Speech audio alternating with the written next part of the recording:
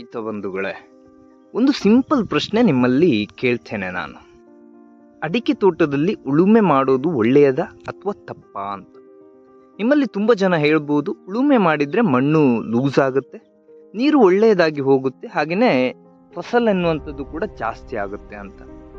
ಆದರೆ ನಿಜವಾಗಿ ಹೇಳಬೇಕಂದ್ರೆ ಅಡಿಕೆ ತೋಟದಲ್ಲಿ ಉಳುಮೆ ಮಾಡೋದು ಕೆಲವೊಂದು ಸಂದರ್ಭಗಳಲ್ಲಿ ದೊಡ್ಡ ನಷ್ಟವನ್ನು ಕೂಡ ನಿಮಗೆ ಕೊಡ್ಬೋದು. ಇವತ್ತು ನಾನು ನಿಮಗೆ ಅದು ಯಾಕೆ ಅಂತ ಡೀಟೇಲ್ ಆಗಿ ಹೇಳ್ತೇನೆ. ಮತ್ತು ಉಳುಮೆ ಬದಲು ಇನ್ನೇನು ಮಾಡ್ಬೋದು, ಇದಕ್ಕೆ ಅಲ್ಟರ್ನೇಟಿವ್ ಆದ ಒಂದು ಪರಿಹಾರ ಏನು ಅಂತ ಕೂಡ ನಾನಿಲ್ಲಿ ನಿಮಗೆ ಹೇಳಲಿಕ್ಕಿದ್ದೇನೆ. ಇನ್ನು ನನ್ನ ಚಾನಲ್ ನಿರುತ್ತರವನ್ನು ನೀವು ತುಂಬ ಜನ ಸಬ್ಸ್ಕ್ರೈಬ್ ಮಾಡಿಕೊಳ್ಳಿಲ್ಲ, ದಯವಿಟ್ಟು ಮಾಡಿಕೊಳ್ಳಿ, ಹಾಗೆ ನನಗೆ ಸಪೋರ್ಟ್ ಮಾಡಿ ಅಂತ ಹೇಳ್ತಾ ವಿಡಿಯೋವನ್ನು ಶುರು ಮಾಡೋಣ. ನಾನು ಸುಮಾರು ವರ್ಷಗಳಿಂದ ಅಡಿಕೆ ತೋಟವನ್ನು ನೋಡ್ಕೊಂಡು ಬರ್ತಾ ಇದ್ದೇನೆ.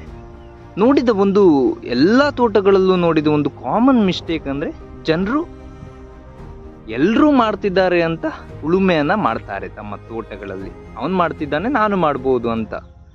ಆದರೆ ಅವರಿಗೆ ನಿಜವಾದ ಸೈನ್ಸ್, ಈ ಉಳುಮೆ ಹಿಂದಿರುವ ಒಂದು ವೈಜ್ಞಾನಿಕ ಮಾಹಿತಿಯ ಕೊರತೆ ಎದ್ದು ಕಾಣ್ತಾ ಇದೆ. ಇವತ್ತು ನಾವು ನೋಡೋಣ ಏನಂದರೆ, ಉಳುಮೆ ಮಾಡಿದರೆ ಏನು ಪ್ರಾಬ್ಲಮ್ ಆಗುತ್ತೆ, ಮತ್ತು ಅಡಿಕೆ ಮರಕ್ಕೆ ಅದು ಯಾಕೆ ಒಂದು ಡೇಂಜರಸ್ ಆಗುತ್ತೆ, ಮತ್ತು ಕರೆಕ್ಟ್ ಇದಕ್ಕೆ ಅಲ್ಟರ್ನೇಟಿವ್ ಅಂದರೆ ಒಂದು ಬದಲಿ ಪರ್ಯಾಯ ವ್ಯವಸ್ಥೆ ಏನಿದೆ ಅಂತ ಈ ವಿಷಯದನ್ನು ಸಂಪೂರ್ಣವಾಗಿ ನಾವು ಇಲ್ಲಿ ನೋಡೋಣ. ಮೊದಲು ಒಂದು ಇಂಪಾರ್ಟೆಂಟ್ ವಿಷಯವನ್ನು ಅರ್ಥ ಮಾಡ್ಕೊಳ್ಬೇಕು ನೀವು. ಏನಂದರೆ, ಅಡಿಕೆ ಮರ ಡೀಪ್ ರೂಟ್ ಸಿಸ್ಟಮ್ ಅಲ್ಲ. ಅಂದರೆ ಅಡಿಕೆ ಮರದ ಬೇರುಗಳು ನಿಮ್ಮ ತೆಂಗಿನ ಮರ, ಬೇರೆ ಮರಗಳ ಥರ ಅಡಿಗೆ ಹೋಗುವುದಿಲ್ಲ, ಮಣ್ಣಿನ ಆಳಕ್ಕೆ ಜಾಸ್ತಿಯಾಗಿ ಹೋಗುವುದಿಲ್ಲ. ಇದು ಮೇಲ್ಗಡೆನೇ ಇರ್ತದೆ, ಒಂದು ಸರ್ಫೇಸ್ ಲೆವೆಲಲ್ಲೇ ಇದರ ಬೇರುಗಳೆನ್ನುವಂಥದ್ದು ಇರ್ತದೆ.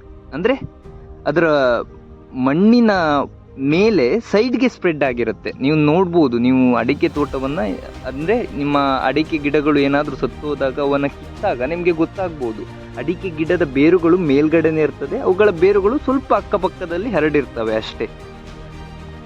ಈ ರೂಟ್ಸ್ ಏನು ಮಾಡುತ್ತೆ ಅಂದರೆ ಈ ಬೇರುಗಳು ನೀರನ್ನು ಅಬ್ಸಾರ್ವ್ ಮಾಡುತ್ತೆ. ಈ ಹರಡಿರ್ತವೆ ನೋಡಿ, ಆ ಕಡೆ ಈ ಕಡೆ ಹರಡಿರ್ತವೆ ನೋಡಿ, ಆ ಬೇರುಗಳು ನೀರನ್ನು ಅಬ್ಸಾರ್ವ್ ಮಾಡ್ತವೆ. ಹಾಗೇನೆ ನ್ಯೂಟ್ರಿಷನ್, ಈ ನೀವೇನು ಇದನ್ನು ಕೊಡ್ತೀರಾ, ಗೊಬ್ಬರವನ್ನು ಅಥವಾ ಯಾವುದೇ ಒಂದು ಪೋಷಕಾಂಶವನ್ನು ಅಡಿಕೆ ತೋಟಕ್ಕೆ ಕೊಡ್ತೀರಾ, ಅವನ್ನು ಈ ಬೇರುಗಳೇ ಅಬ್ಸಾರ್ವ್ ಮಾಡುವಂಥವು, ಅಂದರೆ ತಿನ್ನುವಂಥವು. ಮತ್ತು ಮರಕ್ಕೆ ಸ್ಟ್ರೆಂತ್ ಕೊಡುತ್ತೆ ಈ ಬೇರುಗಳು, ಈ ಅಕ್ಕಪಕ್ಕದಲ್ಲಿ ಹೋಗಿರುವ ಬೇರುಗಳು. ಈಗ ನೀವು ಉಳುಮೆ ಮಾಡಿದಾಗ ಏನಾಗುತ್ತೆ ಅಂದರೆ, ಉಳುಮೆ ಬ್ಲೇಡ್ ಡೈರೆಕ್ಟಾಗಿ ಈ ಬೇರುಗಳನ್ನು ಕಟ್ ಮಾಡ್ತವೆ. ನೀವು ನೋಡಿರ್ಬೋದು, ಉಳುಮೆಯನ್ನು ನೀವು ಮಿಡಲಲ್ಲಿ ಮಾಡುವಾಗ ಆ ಬೇರುಗಳು, ಆ ಕಡೆ ಈ ಕಡೆ ಹರಡಿಕೊಂಡ ಬೇರುಗಳು ಈ ಉಳುಮೆ ಮಾಡಿದಾಗ ಕಟ್ ಆಗ್ತದೆ. ನಿಮಗೆ ಗೊತ್ತಾಗಲ್ಲ, ಆದರೆ ಮರ ಸ್ಲೋ ಆಗಿ ವೀಕ್ ಆಗುತ್ತಾ ಹೋಗ್ತದೆ ಈ ಉಳುಮೆ ಮಾಡಿದ ನಂತರ. ಒಂದು ಸರಿ ಅಲ್ಲ, ರಿಪೀಟಾಗಿ ಮಾಡಿದರೆ ನೀವು ಪ್ರಾಬ್ಲಮ್ ಎನ್ನುವಂಥದ್ದು ಡಬಲ್ ಆಗುತ್ತೆ. ಯಾಕಂದರೆ ನಿಮ್ಮ ಆ ಬೇರುಗಳು, ನೀವೇನೇ ಒಂದು ಗೊಬ್ಬರವನ್ನು ಕೊಟ್ಟರೂ ಕೂಡ ಆ ಬೇರುಗಳ ಮುಖಾಂತರವೇ ನಿಮ್ಮ ಗಿಡಗಳಿಗೆ ತಲುಪುವಂಥವು. ಆ ಬೇರುಗಳೇ ಕಟ್ಟಾದರೆ ನಿಮ್ಮ ಗಿಡಗಳು ಆಬ್ವಿಯಸ್ ಆಗಿ ಒಂದು ಬೆಳವಣಿಗೆ ಎನ್ನುವಂಥದ್ದು ನಿಲ್ತಾ ಹೋಗಿ. ಈ ಉಳುಮೆ ಮಾಡೋದ್ರಿಂದ ಆಗುವ ಕೆಲವೊಂದು ಪ್ರಾಬ್ಲಮ್ಸ್ ಅಥವಾ ಒಂದು ತೊಂದರೆಗಳು ಏನಂತ ನೋಡುವುದಾದರೆ, ಮೊದಲಿಗೆ ರೂಟ್ ಡ್ಯಾಮೇಜ್, ಅಂದರೆ ಬೇರುಗಳು ಡ್ಯಾಮೇಜ್ ಆಗ್ತವೆ.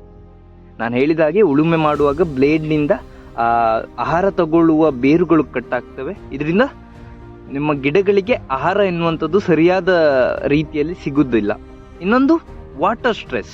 ರೂಟ್ ಡ್ಯಾಮೇಜ್ ಆದರೆ, ಅಂದರೆ ನಿಮ್ಮ ಬೇರುಗಳು ಡ್ಯಾಮೇಜ್ ಆಗಿದ್ರೆ ನೀರು ತಗೊಳ್ಳಲ್ಲ ಆ ಗಿಡಗಳು, ಆ ಬೇರುಗಳ ಮುಖಾಂತರವೇ ನೀರೆನ್ನುವಂಥದ್ದು ಗಿಡಗಳಿಗೆ ಹೋಗೋದ್ರಿಂದ ಆ ಬೇರುಗಳು ಕಟ್ಟಾದಾಗ ಒಂದು ಸಾಮಾನ್ಯವಾಗಿ ಆ ಬೇರುಗಳು ನೀರನ್ನು ಹಿಡಿದಿಟ್ಟುಕೊಳ್ಳುವ ಶಕ್ತಿಯನ್ನು ಕಳೆದುಕೊಳ್ತವೆ. ಇನ್ನೊಂದು ಮೂರನೇದಾಗಿ ಈಲ್ಡ್ ಕಮ್ಮಿ ಆಗುತ್ತೆ, ಅಂದರೆ ಫಸಲ್ ಎನ್ನುವಂಥದ್ದು ಕಡಿಮೆ ಆಗ್ತದೆ.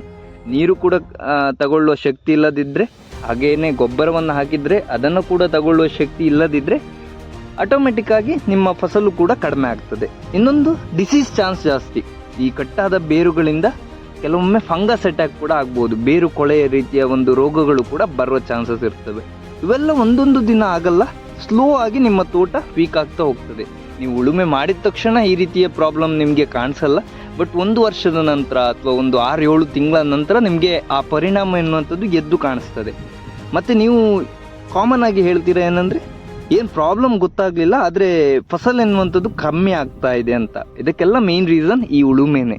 ಹಾಗಾಗಿ ಒಂದು ವೈಜ್ಞಾನಿಕ ಮಾಹಿತಿ ನಿಮ್ಗೆಲ್ರಿಗೂ ಇರುವುದು ಅಗತ್ಯವಾಗಿರುವಂಥದ್ದು.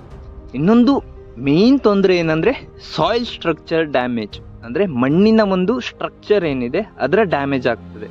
ಈ ಉಳುಮೆ ಮಣ್ಣಿನ ಒಂದು ನ್ಯಾಚುರಲ್ ಸ್ಟ್ರಕ್ಚರ್, ಅಂದರೆ ಒಂದು ನೈಸರ್ಗಿಕವಾಗಿರುವಂಥ ಮಣ್ಣಿನ ಒಂದು ಬಲವನ್ನು ಇದು ಡೆಸ್ಟ್ರಾಯ್ ಮಾಡುತ್ತೆ.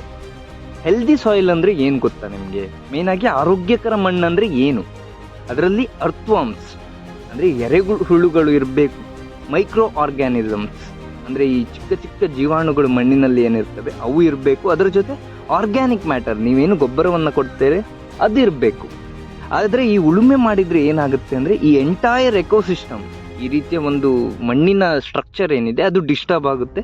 ಅರ್ಥ್ವಾಮ್ಸ್ ನಿಮ್ಮ ಎರೆಹುಳುಗಳು ಸತ್ತೋಗೋ ಚಾನ್ಸಸ್ ಕೂಡ ಇರ್ತವೆ. ಹಾಗೆಯೇ ಅವುಗಳಿಗೆ ಒಂದು ಮನೆ ಏನಿದೆ, ಅವುಗಳ ಮನೆ ಏನಿದೆ ಅದು ಡೆಸ್ಟ್ರಾಯ್ ಆದಾಗ ಆಗ್ತದೆ ಈ ಉಳುಮೆ ಮಾಡೋದ್ರಿಂದ.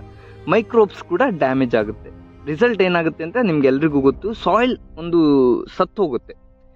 ಈ ಸಂಪೂರ್ಣವಾಗಿ ಸತ್ತು ಹೋಗಲ್ಲ, ಬಟ್ ಈ ಅಡಿಕೆ ತೋಟದ ಮಧ್ಯದಲ್ಲಿ ನೀವು ಉಳುಮೆ ಮಾಡೋದು ಯಾವುದೇ ಕಾರಣಕ್ಕೂ ಒಳ್ಳೆಯದಂತೂ ಆಗಲಿಕ್ಕೆ ಚಾನ್ಸೇ ಇಲ್ಲ. ಇನ್ನೊಂದು ನಾನು ನೋಡಿದ ಒಂದು ಎಕ್ಸಾಂಪಲ್ ನಿಮಗೆ ಹೇಳೋದಾದರೆ, ಒಬ್ಬರು ರೈತರಿದ್ರು, ಅಂದರೆ ನಮ್ಮ ಮಿತ್ರರೇ, ಅವರು ಪ್ರತಿ ವರ್ಷ ಉಳುಮೆ ಮಾಡ್ತಿದ್ರು. ಅವರಿಗೆ ಮೊದಲು ಏನು ಪ್ರಾಬ್ಲಮ್ ಆಗಲಿಲ್ಲ. ನಿಮಗೆ ಕೂಡ ಹೆಚ್ಚಿನವರಿಗೆ ಇದೇನು ತೊಂದರೆ ಅಂತ ಅನಿಸೋದಿಲ್ಲ ಈಗ, ಯಾಕಂದರೆ ನೀವು 1 ವರ್ಷದ ಹಿಂದೆ ಮಾಡಿದರೆ ನಿಮಗೆ ಅಂಥದ್ದೇನು ಡಿಫ್ರೆನ್ಸ್ ಏನು ಗೊತ್ತಾಗೋದಿಲ್ಲ. ನಿಮ್ಮ ಗಿಡಗಳು ಹಾಳಾದದ್ದು ಅಥವಾ ಬೇರುಗಳು ಕಟ್ಟಾಗಿದ್ದು ಅದೆಲ್ಲ ನಿಮಗೆ ಬರಿಗಣ್ಣಿಗೆ ಕಾಣಿಸೋದಿಲ್ಲ.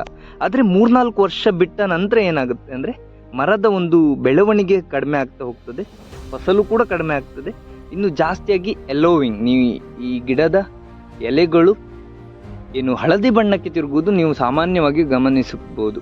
ಇದು ನೀವು ಉಳುಮೆ ಮಾಡುವುದರ ಒಂದು ಸೈಡ್ ಎಫೆಕ್ಟ್ ಅಂತಾನೆ ಹೇಳ್ಬೋದು. ಆಮೇಲೆ ಅವರು, ನಾನೇನು ಹೇಳಿದ್ದೇನೆ, ಆ ಸ್ನೇಹಿತರು ಉಳುಮೆಯನ್ನು ಸ್ಟಾಪ್ ಮಾಡಿದ್ರು. 2 ವರ್ಷ ನಂತರ ತೋಟ ರಿಕವರ್ ಆಗ್ತಾ ಬಂತು. ಹಾಗಾಗಿ ಈ ಉಳುಮೆಯನ್ನು ಆದಷ್ಟು ಮಾಡಬೇಡಿ ಅಂತಾನೆ ನಾನು ನಿಮಗೆ ಸಲಹೆಯನ್ನು ಕೊಡ್ತೀನಿ. ಹಾಗಾದರೆ ನಿಮ್ಮಲ್ಲಿ ಎಲ್ಲರಲ್ಲೂ ಒಂದು ಪ್ರಶ್ನೆ ಕಾಡ್ಬೋದು, ಈ ಉಳುಮೆ ಮಾಡೋದು ಬೇಡ ಅಂದರೆ ಏನು ಮಾಡ್ಬೋದು ಅಂತ.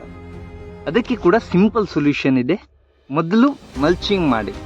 ಈ ಮಲ್ಚಿಂಗ್ ಮಾಡೋದಂದರೆ ನಿಮ್ಮ ತರಗೆಲೆಗಳು ಏನಿರ್ತವೆ ಅವುಗಳನ್ನು ಮುಚ್ಬೋದು ನೀವು ಬುಡಕ್ಕೆ. ಇಲ್ಲದಿದ್ದರೆ ಈ ಅಡಿಕೆ ಸೋಗೆಗಳಿರ್ತವೆ ಅವನ್ನು ಮುಚ್ಬೋದು. ಇಲ್ಲದಿದ್ದರೆ ಒಣ ಹುಲ್ಲುಗಳನ್ನು ಕೂಡ ಮುಚ್ಚಿ ನೀವು ಮಲ್ಚಿಂಗನ್ನು ಮಾಡ್ಕೊಳ್ಬೋದು. ಇದರಿಂದ ಒಂದು ಮಣ್ಣಿನ ತೇವಾಂಶ ಕೂಡ ಹಾಗೇ ಉಳಿಯುತ್ತೆ, ಅದರ ಜೊತೆಗೆ ಬೇರುಗಳು ಕೂಡ ಸೇಫ್ ಆಗಿರುತ್ತೆ.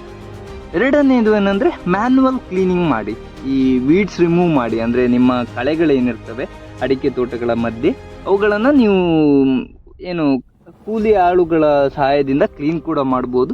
ಇನ್ನೊಂದು ಮೂರನೇದು ಏನಂದರೆ ಆರ್ಗ್ಯಾನಿಕ್ ಮ್ಯಾಟರ್ ಆ್ಯಡ್ ಮಾಡಿ. ಈ ಕಾಂಪೋಸ್ಟ್ ಗೊಬ್ಬರಗಳೇನಿದೆ, ಈ ಸಾವಯವ ಗೊಬ್ಬರಗಳಾದಂಥ ಜೀವಾಮೃತ ಇವುಗಳನ್ನೇ ಹಾಕುವುದನ್ನು ಒಂದು ಹ್ಯಾಬಿಟ್ ಆಗಿ ನೀವು ಬೆಳೆಸ್ಕೊಳ್ಳಿ.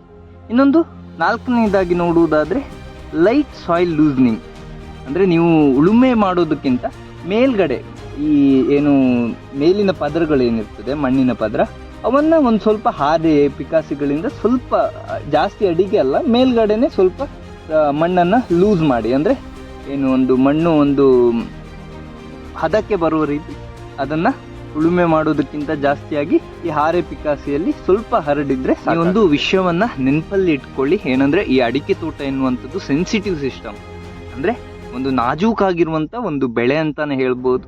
ಇದಕ್ಕೆ ನೀವು ಜಾಸ್ತಿ ಸ್ಟ್ರೆಸ್ ಕೊಟ್ಟರೆ ಈ ಅಡಿಕೆ ತೋಟದ ಅಡಿಕೆ ಗಿಡಗಳೇನಿರ್ತವೆ ಅವುಗಳಿಗೆ ಬೇರುಗಳಿಗೆ ಏನಾದರೂ ನೀವು ಸ್ಟ್ರೆಸ್ ಕೊಟ್ಟರೆ ಅವು ಖಂಡಿತವಾಗಿ ನಿಮಗೆ ಇಳುವರಿಯನ್ನು ಕಡಿಮೆ ಮಾಡ್ತವೆ. ಹಾಗಾಗಿ ಈ ಉಳುಮೆಯನ್ನು ಮಾಡಲಿಕ್ಕೆ ಯಾವುದೇ ಕಾರಣಕ್ಕೂ ಹೋಗಬೇಡಿ.